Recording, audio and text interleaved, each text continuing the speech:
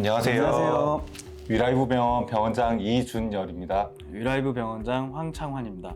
예, 병원장 유재성입니다.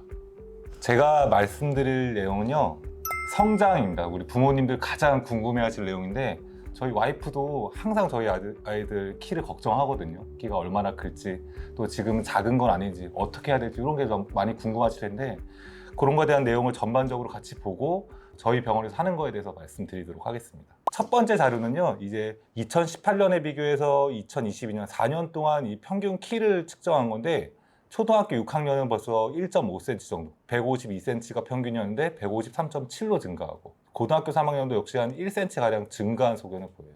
한국인의 평균 키도 이게 40년 동안 평균 키 자체가 6cm가 커진 거죠. 그러니까 저희 부모님 때보다 지금은 모든 사람의 키가 한 6cm가량 증가했다고 보시면 됩니다. 이 자료는 건강보험 심사평가원에서 가져온 자료인데요. 지금 2021년을 기준으로 성장 치료 자체가 증가했습니다. 저신장 진료 환자 수가 2021년 기준으로 43,000명이라고 집계되고 있고요. 이게 2010년과 비교해서는 3배 이상 증가한 이 수치고, 최근 5년간만 비교해도 벌써 한 50% 이상 증가했다고 보시면 됩니다. 성장 치료나 성장에 대한 관심 자체가 이 숫자적으로 통계적으로 많이 증가했다고 보시면 돼요.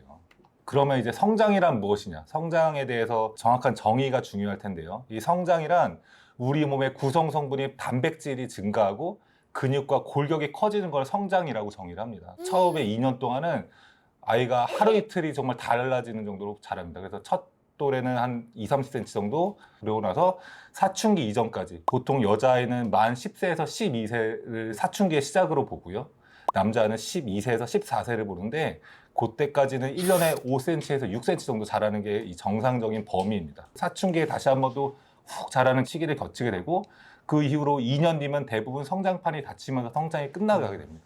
그러면 성장이 작은 저신장이란 어떤 것이고 그 원인은 무엇인지가 가장 중요한데요. 단순히 키가 작다고 다 저신장이라고 표현하지 않고, 같은 성별을 쭉 모아놨을 때 전체에서 3%에 들어가는 아이들을 저신장이라고 표현을 하고요. 저신장의 원인은 우리가 잘 아는 성장 호르몬과 관계가 있습니다. 성장 호르몬이 결핍성이 있고, 성장 호르몬의 결핍이 없는 비결핍성이 있다고 보시면 돼요. 성장 호르몬의 결핍성은 질환, 이제 병의 기준으로 들어가게 됩니다. 성장 호르몬의 결핍증이라든지 터너 증후군 같은 유전자 질환, 콩팥 부전으로 인한 이런 호르몬의 부전 등이 좀 생길 수 있고요.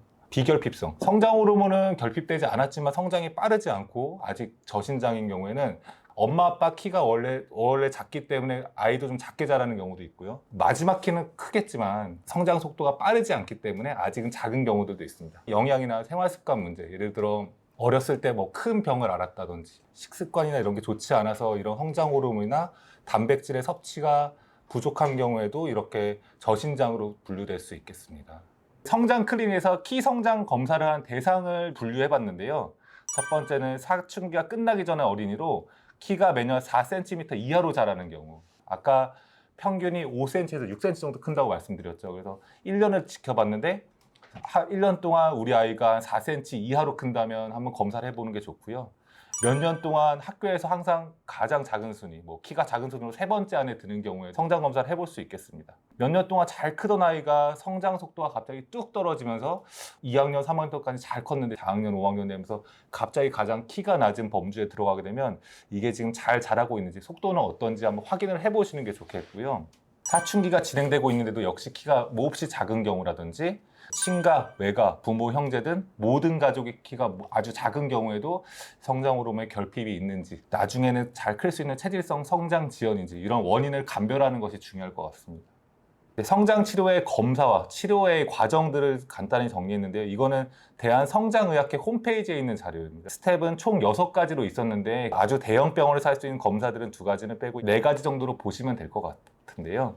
첫 번째는 기본 문진 및 신체 계측입니다. 우리 아이가 성장 검사가 필요한지 처음에 병원에 내원했을 때 측정하는 자료들이고요. 보시다시피 여러 가지 자료가 있습니다. 이전 몸무게가 어땠는지, 예전엔 어떻게 컸었는지, 부모님 키가 어떤지, 현재 어떤 병을 앓고 있는지, 영양 상태는 어떤지, 이런 것들도 확인을 해야 되고요. 사춘기 징후가 있는지 이런 것들도 확인을 하게 됩니다. 원장님 키가 어떻게 되시죠? 저는 매우 큽니다. 아니, 저는 네. 보시다시피 좀 큰 편이에요. 저도 어릴 때는 굉장히 작았는데 어느 순간 좀 커서 지금은 좀 큰 키에 속하고 있습니다. 요즘은 약간 모델같이 다 큰 키를 원하잖아요. 180인 남자들도 185가 되고 싶고 그렇죠. 작은 친구가 아니어도 좀 더 크고 싶은 친구들도 키 성장 검사라고 치료하는 게 도움이 될 수 있을까요? 그렇죠. 이제 성장판이 아직 닫히지 않았을 때는 네. 성장 호르몬의 이 충분한 양이 있으면 더 우리가 생각하는 예측키보다 더 커질 수 있기 때문에 예측키가 기대치보다 낮다면 그거를 끌어올릴 수 있는 검사를 해보고 가능한지를 확인을 해보는 게 좋을 것 같습니다. 그래서 이런 검사를 하게 되고요. 이전의 성장 속도라든지 사춘기 정도, 과거에 어떤 질환이 있었는지, 부모님의 신장이 어떻게 되는지.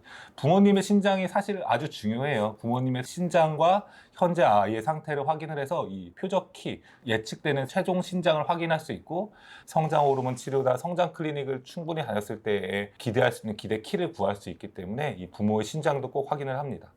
현재 몸 상태라든지 학교 생활 등의 생활 습관을 분석해서 영양 상태와 수면 패턴 등을 확인을 합니다. 두 번째는 혈액 검사와 성장 호르몬 검사를 하게 되는데요. 혈액 검사로 갑상선 질환이나 내분비 질환, 간 질환 등 아이가 혹시 질환이 있어서 성장 호르몬이 안 나오고 있는 게 아닌지 이런 것들을 확인하게 되고요.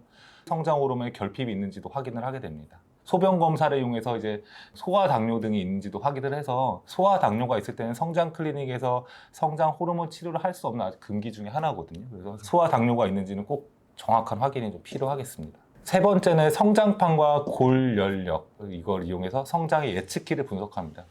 이 화면에 보이는 이 표들은요, 아주 예전부터 쓰이던 이제 뼈 나이를 계산하는 방법이에요. 우리 오른손은 많이 다치기 때문에 이런 여러 가지 변화들이 많이 생기거든요. 그래서 왼손 엑스레이를 확인을 한 다음에 이 기존에 있던 이 표본 집단과 비교를 해서 이 아이의 지금 뼈 나이가 얼마인지, 성장판이 얼마나 바뀌었는지, 완전히 다치려면 얼마나 더 시간이 걸리는지를 확인해 볼 수 있겠습니다. 원래는 이런 방법으로 했었어요. 근데 이게 두 가지 방법 다 사실 표본에 있는 사진을 대상으로 우리 아이의 손을 비교하는 거기 때문에 해석하는 사람마다 의견이 좀 다를 수 있어요. 그래서 요즘은 저희도 마찬가지고 성장 치료를 하는 어떤 병원에서도 마찬가지지만 AI 딥러닝을 이용한 성장 검사, 골 영역 검사를 합니다. 저희 아이 엑스레이를 찍고 나면 그 엑스레이를 AI에 있는 여러 가지 빅데이터들을 활용을 해서 현재 뼈 나이를 정확하게 빠른 시간에 분석을 해줍니다.